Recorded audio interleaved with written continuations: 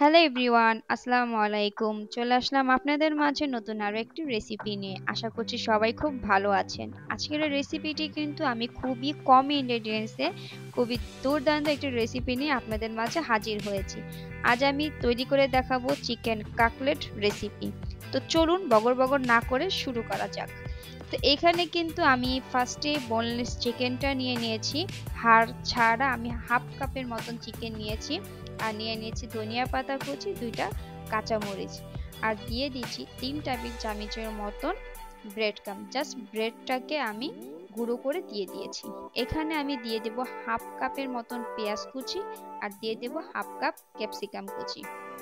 এখন আমি দিয়ে দিয়েছি হাফ চা চামচের একটু কম চিলি ফ্লেক্স, দিয়ে দিচ্ছি পরিমাণ মতো লবণ, হাফ চা চামচ দিয়েছি ধনিয়া গুঁড়ো, হাফ চা চামচ গরম মশলার গুঁড়ো, হাফ চা চামচ দিয়েছি চাট মশলা, আর দিয়ে দিয়েছিলাম 2 টেবিল চামচ আবারও ব্রেড ক্রাম্ব। এখন খুব ভালো করে কিন্তু আমি মাখিয়ে নিয়েছি সমস্ত ইনগ্রেডিয়েন্টসের সাথে। এখন আমি সাইড করে রেখে আমি এখন একটা ডিম ফেটিয়ে নেব।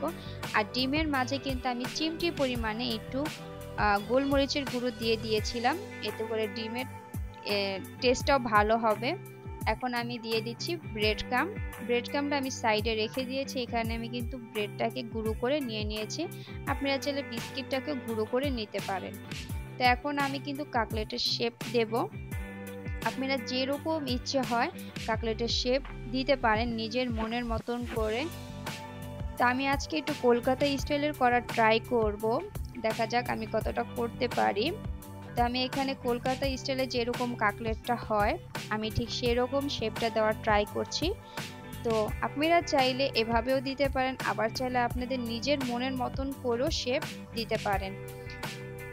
তো দেখতেই পাচ্ছেন আমি কিন্তু ট্রাই করছি, আর আমার কাকলেটের শেপটা মোটামুটি হয়ে এসেছে। এখন আমি হাতে নিয়ে কিছুটা সুন্দর করে শেপটা দেওয়ার ট্রাই করছি। এখন আমি ব্রেড ক্রাম্বে গড়িয়ে আমি আবার ডিমের মধ্যে দিয়ে দিব, তারপর আমি আবার ব্রেড ক্রাম্বে গড়িয়ে নেব।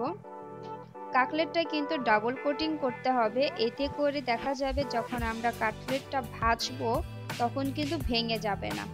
তাই অবশ্যই এই জিনিসটা ফলো করতে হবে যে আমাদের কাকলেটটাকে ডাবল কোটিং করতে হবে। তা আমি ডাবল কোটিং করে নিয়েছি, এখন কিন্তু ভাজার পালা।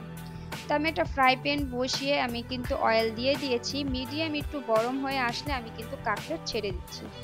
তবে হ্যাঁ, চুলার আঁচটা কিন্তু মিডিয়াম টু লোয়ে রেখে কাকলেটগুলো ভাজতে হবে। হাইতে রাখলে দেখা যাবে উপরটা পুরোপুরি পুড়ে যাবে, ভিতরটা একদম কাঁচা থাকবে, তখন দেখা যাবে খেতে কিন্তু ভালো লাগবে না। তাই মিডিয়াম টু লোয়ে রেখে আমি কিন্তু কাকলেটগুলো ভেজে নেব। তো দেখতেই পাচ্ছেন আমি কিন্তু মিডিয়াম টু লোয়ে রেখে নিজের পছন্দ মতন কালার আসা পর্যন্ত আমি ভেজে নিয়েছি। তো এখন দেখা যাক সার্ভিং প্লেটে। তো আমি কিন্তু সার্ভিং প্লেটে নিয়ে চলে এসেছি। দেখতেই পাচ্ছেন জাস্ট দুর্দান্ত এই রেসিপিটি একবার বাসায় তৈরি করে দেখেন, বারবার খেতে ইচ্ছে করবে। ছোট থেকে বড় মেহমান সবাই কিন্তু ফিদা হয়ে যাবে এই রেসিপির। তো আজকের রেসিপিটি কিন্তু খুবই কম ইনগ্রেডিয়েন্টসে খুবই ঝটপটে তৈরি করে ফেলতে পারবেন, যে কোনো অকেশনে, যে কোনো সন্ধ্যার নাস্তায়। তো আজকের রেসিপিটি এ পর্যন্তই ছিল। আজকে আমার ভিডিও এ পর্যন্তই, দেখা হবে আবার অন্য কোনো ভিডিওতে। আল্লাহ হাফিজ।